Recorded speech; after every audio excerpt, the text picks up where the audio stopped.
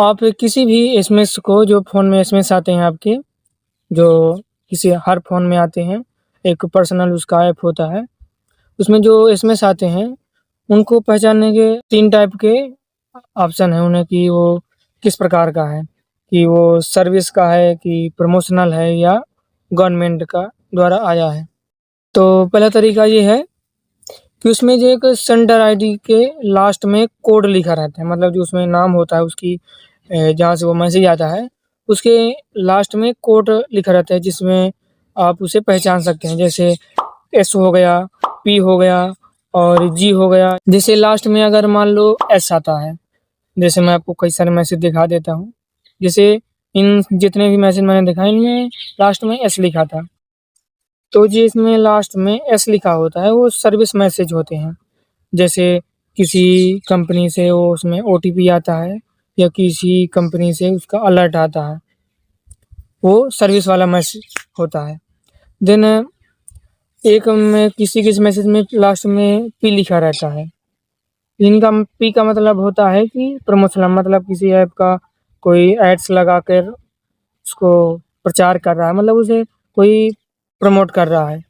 जैसे या फिर कोई ऑफ़र आता है या बोनस वाला ऑफ़र आता है, मतलब प्रमोशनल रहता है।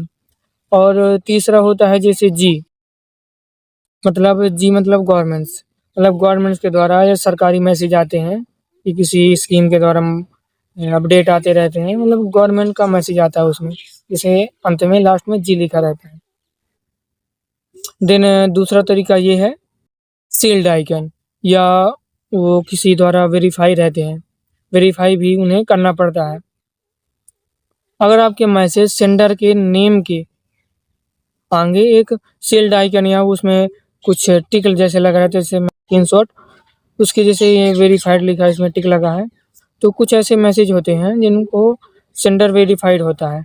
जैसे एक कंपनी होती है या फिर कोई ऐप होता है, वहाँ से ये अपना डीएलडी या ट्रायल एक रूल होता है, वहाँ पे ये अपना वेरीफाइड रहते हैं।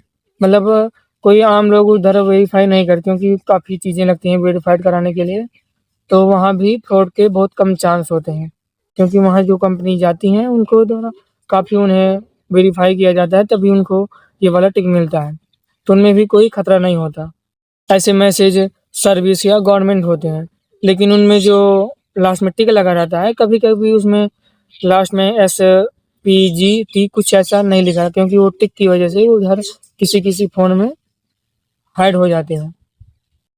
देन तीसरा तरीका ये है कि पास एक ट्रू कॉलर नाम का एक प्ले स्टोर में ऐप होता है, उसे आप ज़रूर डाउनलोड कर लें, क्योंकि वो ट्रू कॉलर वो उसमें काफ़ी सारे फीचर हैं जो उन मैसेजों को पहले से ही पता कर लेता है कि ये फ्रॉड वाले हैं कि या किस टाइप के मैसेज हैं, उन्हें पहले से वो पता कर लेता है और उसका सारी डिटेल आपको बता देगा, तो आप उन्हें पहले से ही पहचान सकते हैं। और कोई भी डाउट हो आप कमेंट करके ज़रूर बताना, और मैं उनका ज़रूर रिप्लाई दूँगा। तो मिलते हैं किसी दूसरे वीडियो में कुछ नई जानकारी के लिए। जय हिंद।